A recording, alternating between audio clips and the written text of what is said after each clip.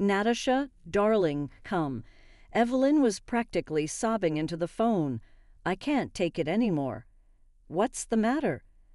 "I'm interfering with my son's life. I've got to do something about it. I'd rather be dead." "Don't talk nonsense." Margaret turned on the steel in her voice. It was always sobering. As it happened, Evelyn was raising her son alone. The chance to inherit an apartment from relatives had failed, and making a lot of money had never been her forte. Luck with hostels eluded her, and she ended up having to rent a small apartment on the outskirts, a situation that quickly became permanent. She remembered the sacrifices she had made, working 2 jobs, and making sure Peter had everything he needed. It wasn't easy, but she never complained. Her love for Peter was unconditional, and she was willing to do anything for him.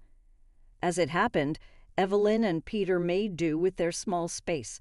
The rent, with Evelyn's pension and Peter's salary, was not a big burden, unlike the old days when Evelyn worked 2 jobs and Peter went to school and then university. The nights were long and filled with worries about bills, but Evelyn found comfort in watching Peter's progress. One thing bothered Evelyn, however. Peter didn't seem to care much about his personal life. At least he never talked about it. He spent his time at work or at home with her, and she feared he was missing out on the joys of youth, and she so wanted her boy to be happy, to find his soulmate and give her grandchildren. She dreamed of the day when their house would be filled with children's laughter. So when Peter started dating Emma, Evelyn's hopes rose. Finally, maybe with God's help, things would work out. She had repeatedly asked Peter to introduce her to Emma, but he had always gently declined, finding excuses to delay the meeting. Evelyn knew she shouldn't be too insistent, but she couldn't help her curiosity. She wondered what kind of woman had finally won her son's heart, and then came the happy news that Peter and Emma had applied for marriage. Now the meeting with the future daughter-in-law became inevitable. Evelyn was looking forward to it, preparing all sorts of treats and setting a beautiful table for the occasion.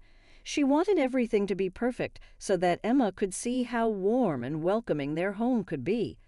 Emma was charming, slender, with kind eyes, polite manners, and the way she looked at Peter made Evelyn's heart sink. She could see that there was true love between them, and it gave her hope. They sat and ate and talked.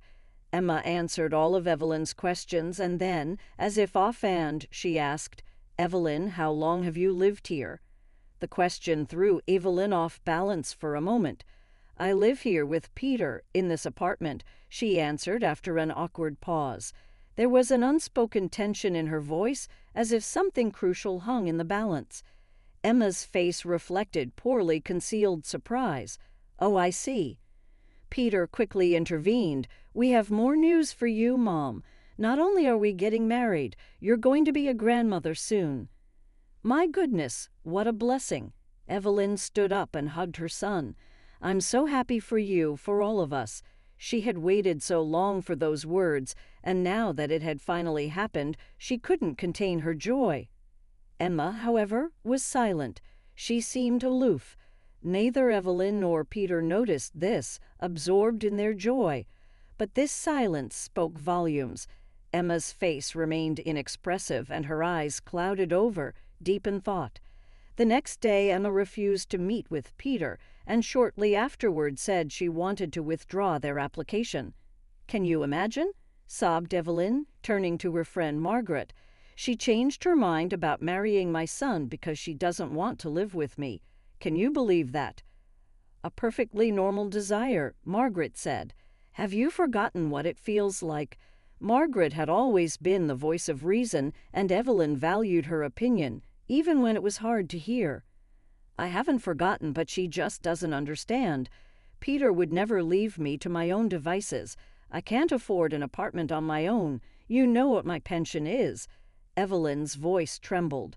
She felt like her world was falling apart, and she didn't know how to put it back together. "Do you really think that's the only reason?" asked Margaret. "Yes, she said so herself. She's not ready to live with me. She has her own apartment, with 3 bedrooms. Imagine that. She's 30, the same age as Peter. I just don't understand."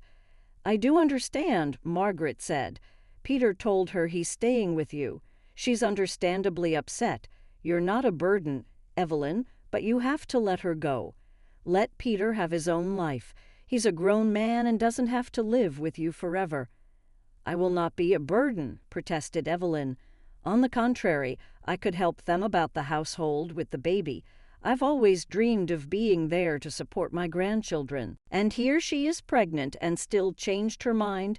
Exactly because of that. She needs her privacy, Evelyn. And honestly, if you want this to work out, you need to take a step back. Let Peter live his life." "So what am I supposed to do?" "For starters, go to Emma and tell her you won't be living with them." "But where would I go?" asked Evelyn, and tears came to her eyes again.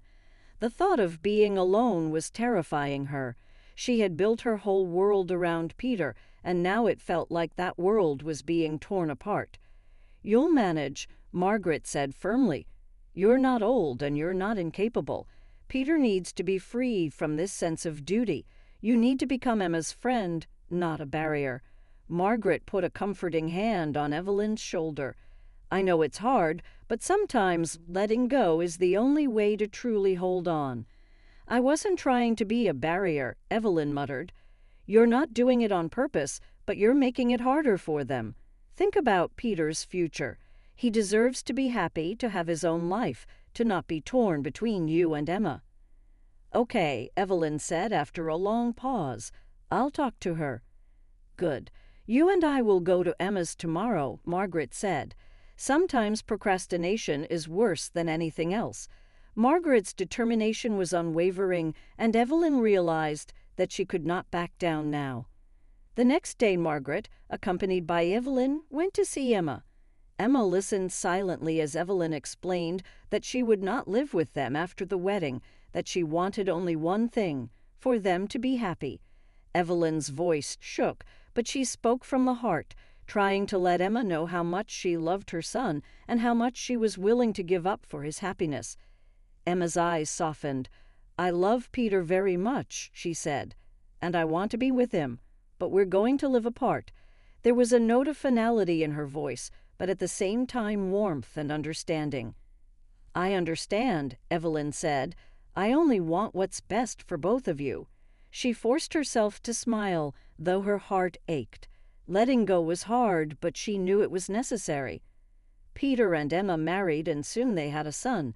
When the baby was born, Emma asked Evelyn to live with them for a while to help out. Evelyn happily agreed, and soon the household fell into a happy routine. She loved every moment spent with her grandson, watching him grow up and seeing the love grow between Peter and Emma. Evelyn kept order, took care of her grandson, and always greeted Peter and Emma with a warm dinner at the end of the day.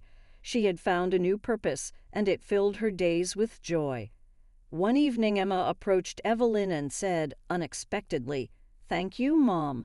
I don't know what we would do without you." Her eyes were sincere, and her gratitude was palpable. Tears came to Evelyn's eyes.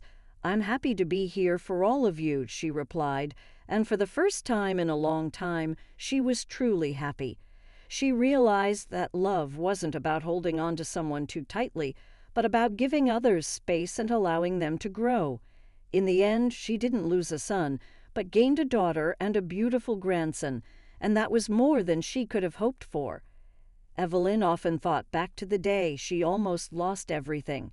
She was grateful to Margaret for her tough love, for making her do what had to be done.